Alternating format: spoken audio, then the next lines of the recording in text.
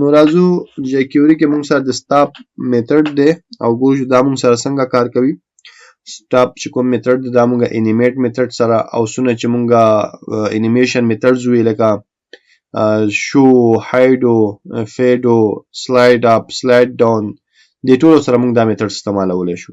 مثال خبرې موږ یو انیمیشن لګول یعنی موږ یو انیمیټ یو دف دی هغه باندې موږ انیمیټ میتھډ لګول شي دا موږ سره په دا ډول انیمیټ کیږي. نو دلته چې کله دا انیمیټ کیږي دوه پوزیشن دي دا سٹارټ پوزیشن دی او دا اینډ پوزیشن دی. خو زه غواړم چې کله دا دې نه تر دې ځایه پورې راځي نو زه نه غواړم چې دا دې مکمل راشي دا دې زه وایم چې دا چې کله دې نه دې پورې راځي نو په دې منځ کې دا باید سټاپ کړی شي او دې زراول شي.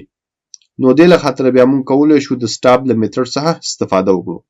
او ما تاسو ته وی دا یوازې د انیمیټ میتھډ سره نه تاسو چې څونه نور میتھډ وی لکه سلاید اپ سلاید ډاون او موږ سره فیډ او فیډ ان او فیډ اوټ او شو هاید د ټول سره تاسو کولای شئ د دې میتھډ نه استفاده وکړئ او په هغه باندې چې کوم انیمیشن دی هغه سټاپ کړئ عملی ګور په پوهیږئ.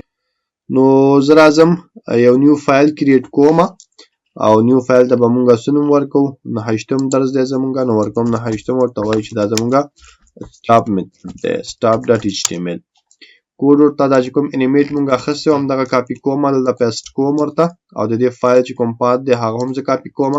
کاپي کول نو وروسته راځم براوزر ته لینک پیسټ کوو انټر پیسټ کوو نو زموږ چې کوم فایل دی هغه به خلاص شي. نو دا موږ تیر کلاس کې کړو چې کله موږ انیمیټ باندې کلیک کړو زموږ چې دا کوم دیف دی دا موږ سره انیمیټ کیږي. اوس زه وایم چې دغه انیمیشن دی باید سر ته ونه رسي صحیح ده.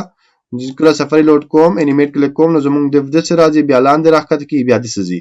زه وایم چې دغه انیمیشن دی تر سره نشي. یو کار خو دا داسې کومه چې دا کوم انیمیشنز دي دا ټول لري کومه یو پرېږدمه بس خلاص. اوس ګورئ نو دا دې نه شروع شو دې پورې راغی خو زه وایم چې دا په دې منځ کې ودرېږي. نو بس ساده کار دی دلته موږ چې ټارګټ کړی دی موږ دلته ټارګټ کړی دی چې کله موږ پر دې بټن کلیک کوو نو زموږ چې دا کوم دف دی دا د انیمیټ شي لیفت نه 400 پکسله او په 2 سکندو کې دی وشي.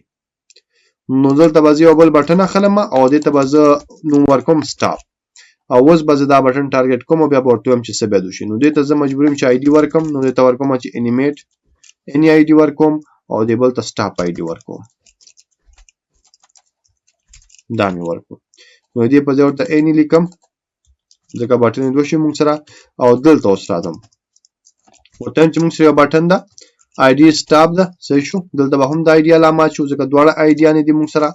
نو موږ سره یو بټن ده د آی ډي موږ سره سټاپ ده چې کله په دې باندې څه وشي کلیک وشي نو زه کوم چې کله په دې کلیک وشو نو په دې کې به یو فنکشن کال شو دا فنکشن کې دلته ورته راځم ورته وایم موږ کوم یو شی انیمیټ کړی موږ دف انیمیټ کړی دی نو موږ ورته وایو چې همدغه دف به راواخلي او دا به چې کې دا به سټاپ کړي دلته به راشي ورته به وایي چې دا چې کا سټاپ نو یې درو بس خلاص نور هیڅ کار نه دي کول.